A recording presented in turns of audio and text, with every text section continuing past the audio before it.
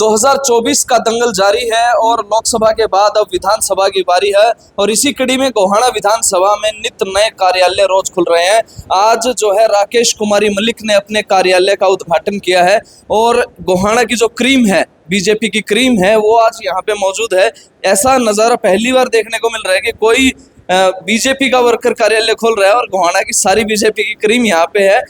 राकेश कुमारी जी से पहले मैं चाहूंगा जो गोहाना के सबसे पुराने कार्यकर्ता के रूप में बीजेपी को समर्पित है, उनसे बात करेंगे।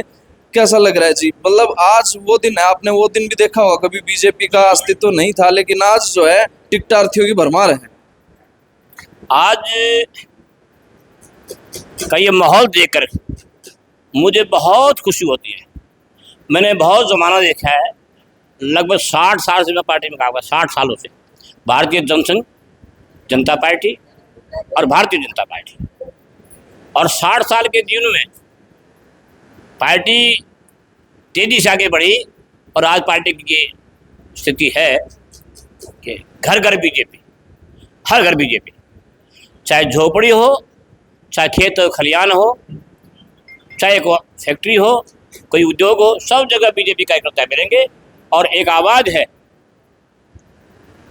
विकसित भारत को बनाना है तो मोदी जी को लाना ही होगा, नायब सेना जी को लाना ही होगा। एक तो बात है, आपकी डेडिकेशन की दाद देनी पड़ेगी। आपने कभी ये नहीं हुआ कि मुझे टिकट नहीं मिली तो मैं साथ नहीं दूंगा? साथ आप सब कह रहे। टिकट की चाहत मुझे नहीं है, मेरी टिकट है। अच्छा, ये टिकट जो भी लेके आएगा, मतलब कमल का फूल जिसके पास है वो आपकी है? जो कमल का फूल लेके आएगा वो मेरा परिवार है और वो हमारी टिकट है। बिल्कुल। हमने पार्टी को का कार्य करना है, किसी व्यक्ति का नहीं। पार्टी हमारी माँ है और माँ की रक्षा का नाम करते हुए है। जीवन से मृत्यु तक हमने कहा है कि हमारा अंतिम सांस भी लेने के बाद जाएंगे तो भगवान लिपट के जाएंगे, कमल के फूल। डॉक्टर साहब, अभी बात कर रहे थे हम, सबसे पुराने कार्यकर्ता आप लोग हो, मतलब हमेशा जो है कमल का फूल कोई ठा लिया, आपने उनका साथ दिया। लेकिन अब की बार हमारी इच्छा प्रबल है, गोहाना से हम टिकट हमारे को मिलनी चाहिए और मिलेगी, और पार्टी इसकी ओर अग्रसर है और हम भी अग्रसर हैं। हमारा आखिरी पड़ाव है। सभी अगर पार्टी किसी बंधु को इनको मन देगी तो हम पार्टी के सहायक हैं, उसका काम करेंगे। लेकिन इच्छा हमारी अब की बार इतनी प्रबल है, अब जो सामने आएगा हम उसको बख्शे भी नहीं गए वैसे, लेकिन आखिर में आशीर्वाद तो देना पड़ता है बड़े के नाते से। लेकिन इच्छा हमारी है, ये बच्चे हमारे हैं, हमारे साथ साथ देंगे। इनकी जीवन और बतेरा पड़ा है, लेकिन हमारे साथ रहना चाहिए। अब की बार हमारी आत्मिक तौर से इच्छा है गोहाना से टिकट मिलनी चाहिए और सबसे मजबूत, सबसे श्रेष्ठ हम काम करेंगे। और पार्टी जो आदेश दिया है उससे बाहर जा नहीं सकते, और हम कमल के फूल के पुजारी। क्या बात है? हम कमल का फूल जो हाथ में लेके आएगा उसके नतमस्तक हम उसकी शोभा बढ़ाएंगे और हम उसके लिए काम करेंगे। लेकिन इच्छा हमारी है, पार्टी ने हमारे लिए सोचना चाहिए ना। पार्टी ने बुरा काम है, वो अच्छा काम नहीं है ये, लेकिन हमें 44 साल लगा दिए परिवार ने। तो मैं पार्टी से भी सभी कार्यकर्ता बंधुओं से प्रार्थना करता हूँ, आग्रह करता हूँ, अगर हमारी ओर सोचा जाए सबसे मजबूत, सशक्त और सबसे अच्छे उम्मीदवार हम ही हैं। अगर मेरे से कोई अच्छा है तो उसको दे दो, उसको नतमस्तक प्रणाम है। क्या बात है भाई, ये होता है असली रस किसी भी पार्टी में। सभी खड़े हैं, तकरीबन टिकटार्थी हैं, लेकिन वहां पे अब आते ही ये कह दिया भाई पहले मनर्जी है, अगर इनको मिलेगी तो इनको, जिसके हाथ में कमल होगा उनको। बलराम जी, मतलब देखा था अंदाज? देखो, इनका अंदाज हमेशा अनोखा है, क्योंकि इन्होंने अपने पसीने से भारतीय जनता पार्टी को सींचा है और इनकी बात जायज़ भी है। हर कार्यकर्ता, हमें भी जो संस्कार मिले हैं इन्हीं लोगों से, ओम प्रकाश शर्मा जी से, महावीर गुप्ता जी से, यही मिले हैं कि पार्टी में कमल का फूल जो लेकर के आप उसके साथ रहिए।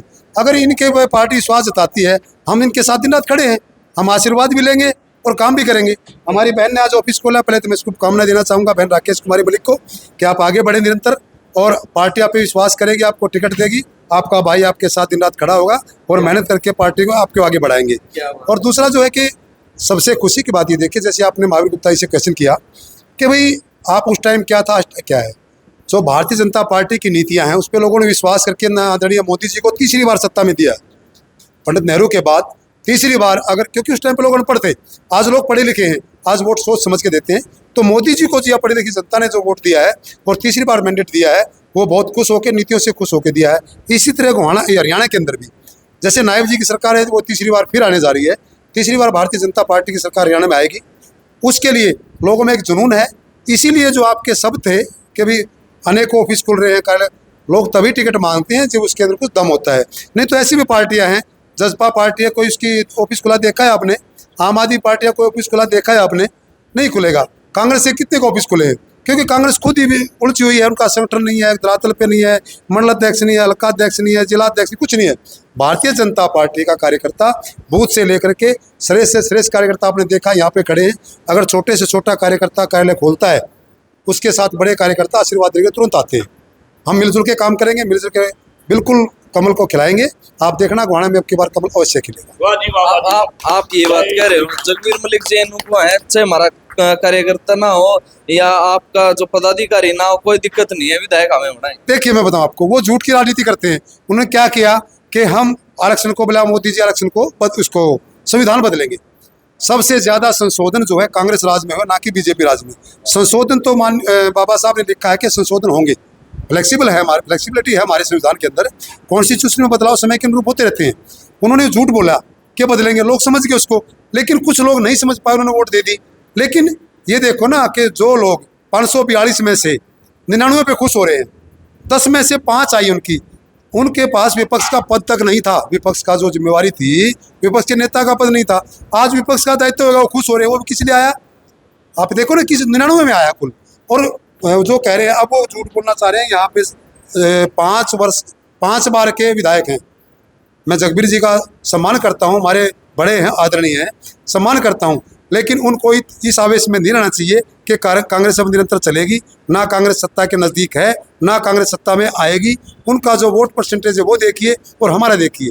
अब जो चलेंगे, अब जो विधानसभा में लोगों के अलग ही मुद्दे हैं। 7,500 जो पीजीटी टीचर लगे हैं मात्र पिछले सप्ताह। आप देखो, बिना खर्ची बिना पर्ची के एक कांग्रेस विधायक का बेटा भी बिना पर्ची और खर्ची के टीचर लगे है। बहुत बढ़िया, बताओ आप। मैं तो लोकसभा में आप, विधानसभा में साहब। नहीं, उनको ये बोलो, अगर लोग वो बीजेपी का हिसाब मांगने आए हैं, और जबकि लोग उनसे विधानसभा में अपना हिसाब मांगेंगे कि जो आपने लैंड डील करके जो हिसाब था आपका, जीजा जी को आपने सूटकेस चलाए थे, वो कहाँ है? वो सिर्फ कांग्रेस जो है पिता पुत्र की जोड़ी है। वो अपने बेटे के लिए संघर्ष करते हैं। उन्होंने किसी सीनियर कार्यकर्ता को आगे नहीं किया।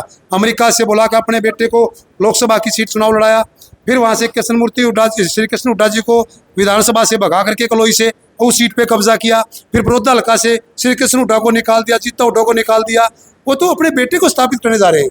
यहाँ से उन्होंने बुलाया इसको, अपने डॉक्टर कपूर नरवाल को टिकट देंगे, उसको पीछे रख दिया, वीरेंद्र सिंह को बाहर निकाल दिया। ऐसी समाज की कितनी कदर वो करते हैं, उससे पता लगता है कि डॉक्टर तंवर प्रदेशाध्यक्ष थे, उनके साथ क्या किया था। शैलजा जी प्रदेशाध्यक्ष थी, उनके साथ क्या किया था। अरे वो तो जातिवाद की बात करते हैं और फिर कहते हैं जातिवाद की गणना कराएंगे। जिस आदमी की जाति का नहीं पता, एक तो कहता है संसद में खड़ा होकर जाति की जनगणना कराएंगे, दूसरा कहता है आप जाति क्यों पूछते हैं। उनका कोई स्टैंड ही नहीं है। आप देखना, भारतीय जनता पार्टी का कमल हरियाणा में तीसरी बार खिलने जा रहा है। और हमारी बहन के हम साथ खड़े हैं। मेरी बहन देख रहा है क्या करेगी अभी, लोगों के साथ, लोगों के जुड़ के पिछले साल जितने सालों से काम कर रही है मेरी बहन, वो गांव-गांव में घूम के कर रही थी। अब इनको चीज समझा क्यों नहीं कार्यालय बना लियो, आज कार्यालय बना लिया और यहीं रहेंगे, मिलजुल के काम करेंगे सारे कार्यकर्ता, सीनियर जूनियर। बिल्कुल, बहुत बड़ी बात है। राकेश कुमारी जी से बात कर लेते हैं भाई। आज के जो कह सकते हैं कि आज के हीरो तो यही थे, हीरोइन ये हैं, क्योंकि कार्यालय का उद्घाटन है और सभी महानुभाव जो है इनके आज यहाँ पे अतिथि हैं। तो राकेश जी, क्या कुछ मिशन लेके चले हैं? कार्यालय आज खोल दिया है, टफेस्ट सीट है, चाहे गोहाना हो या बड़ौदा हो। जी बिल्कुल, देखो कार्यालय की ना एक आवश्यकता थी। गोहाना विधानसभा में कार्यालय नहीं था, तो ये मेरा कार्यालय नहीं है, ये पूरा भारतीय जनता पार्टी का कार्यालय है और सारे कार्यकर्ताओं का कार्यालय है।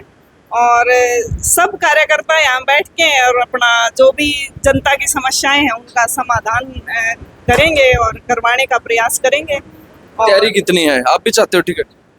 जी बिल्कुल। और एक बात और कि कार्यालय पार्टी का है, हम तो सिर्फ देख रेख करने के लिए हैं और टिकट तो ये है जी, 15 साल से निरंतर काम कर रहे हैं यहाँ पार्टी का। भाई अंकल जी हमारे आशीर्वाद देते हैं, भाई हमारे सब साथ हैं, ये अंकल जी हैं, सब साथ हैं। तो पार्टी को देखना होता है, नेतृत्व देखता है ये तो टिकट किसको देनी है। बाकी चाहता तो हर कोई है भाई, और कि जो काम कर रहे हैं उसका फल दे, और फल परमात्मा देते हैं और पार्टी देती है। डॉक्टर साहब देखने लग रहे हैं कदे टिकट तो हमारी आ चुकी है, आदरणीय प्रदेश अध्यक्ष ने परसों भी कही थी। अच्छा, और कि टिकट आपकी आ चुकी है, कमल का फूल आपका प्रत्याशी है, आप काम करिए। टिकट हमारी आ चुकी है।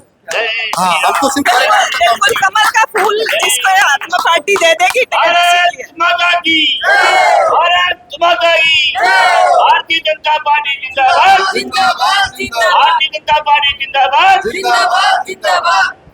नमस्कार जी, क्या नाम है आपका? नरेश देवी। तो राकेश कुमारी जी ने आज कार्यालय खोला है, कितना जोश है? कैसे? ये राकेश का ऑफिस नहीं है, कार्यालय नहीं है, ये आम जनता का है, ये सभी बहनों का है, सभी भाइयों का है। हम बहुत खुश हैं। जाओ और टिकट भी। हाँ, हम चाहते हैं 27 साल से बीजेपी में हूँ मैं। अच्छा हाँ, बहुत पुरानी। ये अंकल जी नहीं अच्छा पता। अच्छा अच्छा, ओहो जोड़ी हटी। राम राम जी, राम राम जी। कैसा लग रहा है कार्यालय? बहुत अच्छा लग रहा है जी आज। बहुत एक महिला मैदान में है, एटलीस्ट इतने सारे पोस्टर देखोगे, आदमी आदमी आगे लग रहे थे। डॉक्टर राकेश मलिक जी को बहुत बहुत बधाई हो, कार्यालय खोला है, अच्छा काम करेगी, करवाएगी और टिकट मिलेगी, क्या बात। इसका साथ देंगे। ये आपके परिवार से और कौन कौन है यहाँ पे, और कौन कौन आए हैं? ये सारे हैं। राम राम जी। राकेश कुमारी जी का चाहते हो? जो कार्यालय खोला है उसके लिए हम बहुत खुश हैं, और तीसरी बार भी बीजेपी सरकार आए, हम इसके लिए भी खुश हैं। लेकिन जनता की समस्याएं सुने और उनका समाधान करें, तभी जनता आगे बढ़ सकेगी और पार्टी भी आगे काम करेगी। अगर काम नहीं किया तो कुछ नहीं होगा। काम करना पड़ेगा। हाँ, काम करना लगा भरोसा है, राकेश कर देगी काम। ठीक है, कर देगी, हम तो सोच रहे हैं। आ जाओ जी, आप लोग भी पीछे बैठे हो, आ जाओ एक बारी।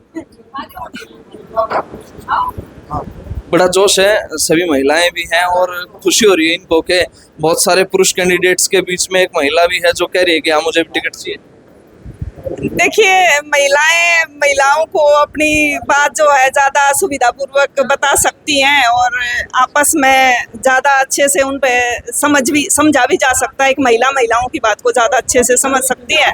और माननीय प्रधानमंत्री जी ने महिला सशक्तिकरण को करने के लिए बहुत प्रयास किए हैं, निरंतर प्रयास जारी हैं। अभी नारी शक्ति वंदन अधिनियम पास हुआ है जिसमें 33% आरक्षण की व्यवस्था है। तो महिलाओं में उत्साह इसीलिए है कि भाई अभी अधिनियम तो लागू होगा, थोड़ा समय है, पर पार्टी अभी से कंसीडर करेगी इस बात को, और महिलाओं को और ज़्यादा महिलाओं को मौका देगी और महिलाओं को सम्मान मिलेगा। महिला प्रतिनिधित्व बढ़ेगा तो महिला मुद्दों को भी मजबूती से उन पर ध्यान दिया जाएगा, उन पर काम किया जाएगा। मैं ये